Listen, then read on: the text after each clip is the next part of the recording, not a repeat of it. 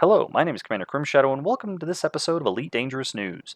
Today I'll be giving an update on the community goals, recent developments in the Witchhead, the silence of the Thargoids, and last but not least, the Fleet Carrier.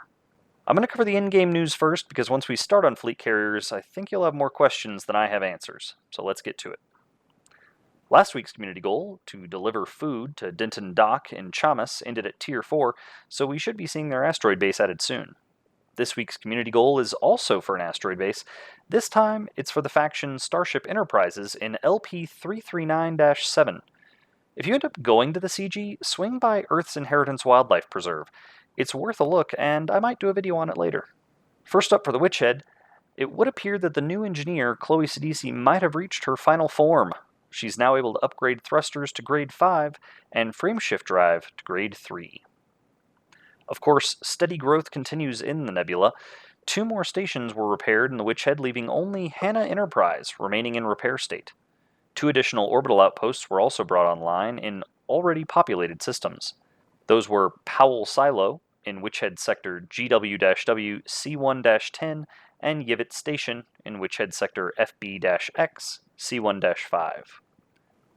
I ran across some great work by Commander Ian Doncaster on the Frontier forums. He pointed out that we have seen outfitting options increase across the Witchhead Nebula, as well as a population growth in the systems, even those that have not gained additional stations. The population of the Witchhead is now over 3 million. You'd think with this many people moving into Thargoid space, it has to get their attention pretty soon. Speaking of Thargoids, they continue to be eerily quiet. Eagle Eye continues to point to a series of unpopulated systems that do not seem to hold any known significance. Pilots of Canon, AXI, and others continue to watch for further developments. Now, with all the in-game developments out of the way, let's talk fleet carriers. Frontier revealed a new video and forum post providing some more information on fleet carriers coming in the December update.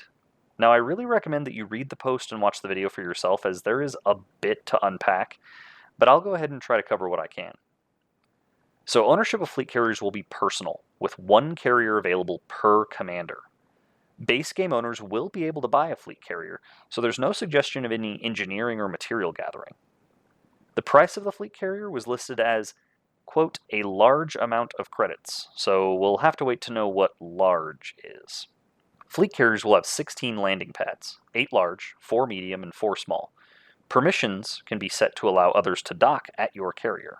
Fleet carriers will have what FDev are calling custom loadouts. While these loadouts appear to primarily affect what services, modules, and ships are available at the fleet carrier, a support vessel will also fly with the fleet carrier to complement the type of loadout chosen. The variants shown off in the video included those for exploration, mining, and mercenary careers. It is not detailed what effect these support vessels will have, or if they're just for looks, but they do look nice. The fleet carrier will be able to jump 500 light years per jump, but will require a new unique resource to jump. Also, you do not have to be on your carrier to schedule its next jump. Now, the use of schedule here might be important, since we don't know how often the carrier will be able to jump.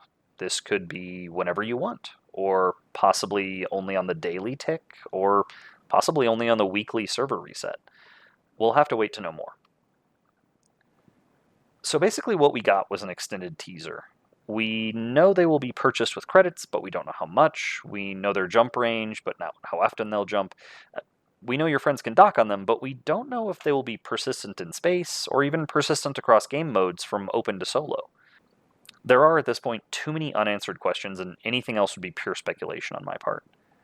Lastly, FDev shared that the September update will go live on 18 September, with the aforementioned changes to the new commander training system, the new livery system, and the new ARX premium currency. Here's to hoping fleet carriers don't use ARX fuel. This has been Commander Crimshadow, bringing you independent news for independent pilots. If you enjoyed what you saw, please like, subscribe, and please comment, letting me know what you think about this week's news.